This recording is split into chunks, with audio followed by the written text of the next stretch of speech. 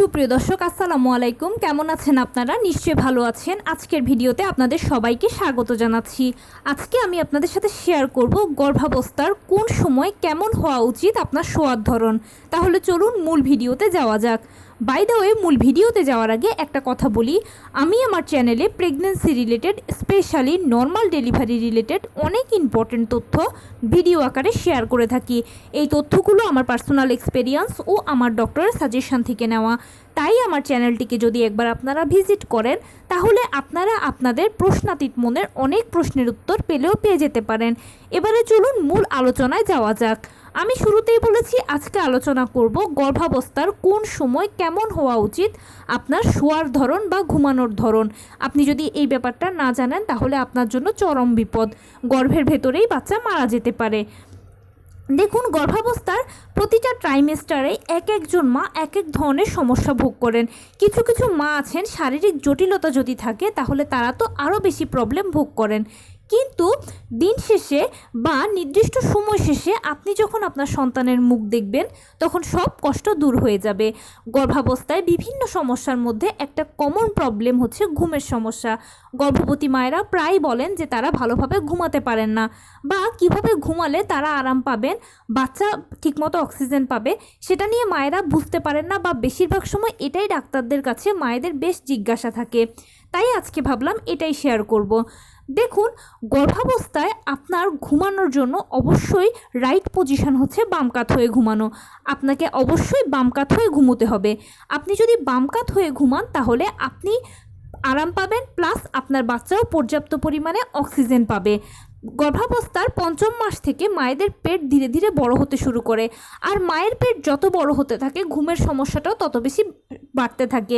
আপনি যদি বাম কাত হয়ে ঘুমান তাহলে এই প্রবলেমটা কিছুটা রিলিফ পাবেন, মানে আপনার বাচ্চাও পর্যাপ্ত পরিমাণে অক্সিজেন পাবে এবং আপনারও অনেক আরাম লাগবে।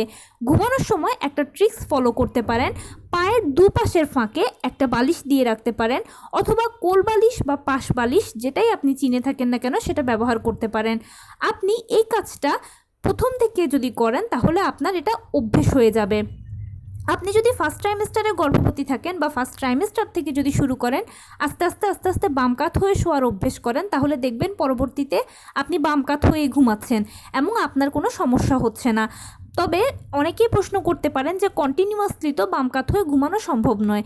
হ্যাঁ, আপনি চাইলে মাঝে মাঝে ডান কাতও হতে পারেন, তবে ডাক্তাররা সাজেস্ট করে থাকে যে বাম কাত হয়ে যদি বেশি ঘুমাতে পারেন তাহলে আপনার জন্য ভালো হবে, বাচ্চার জন্য ভালো হবে, বাচ্চার জন্য বেশি ভালো হবে।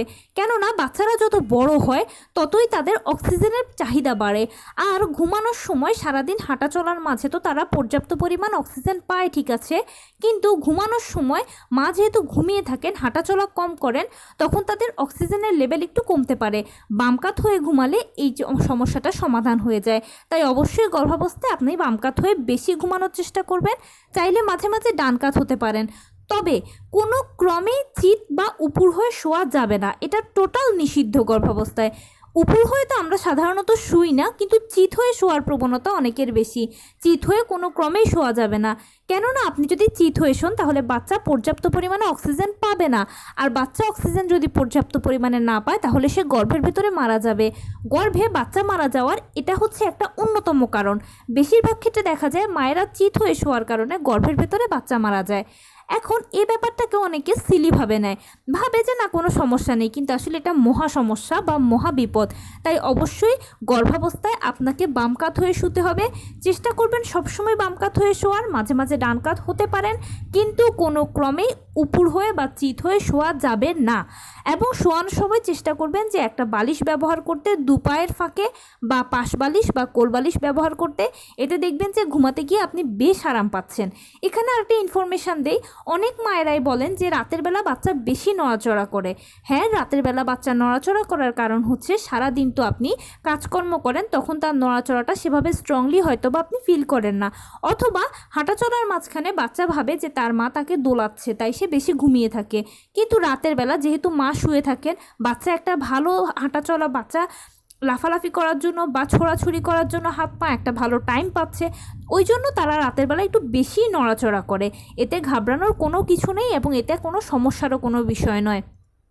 বাচ্চারা ওই সময় খেলাধুলা করে বা হাত পা ছোড়াছুড়ি করে বা মা রিলিফ থাকেন বা মা শুয়ে থাকেন বলে একটা লেভেলে মা থাকেন বলে বাচ্চারা ওই সময় নড়াচড়া করতে বেশি পছন্দ করে, এই জন্য বাচ্চারা নড়াচড়া করে।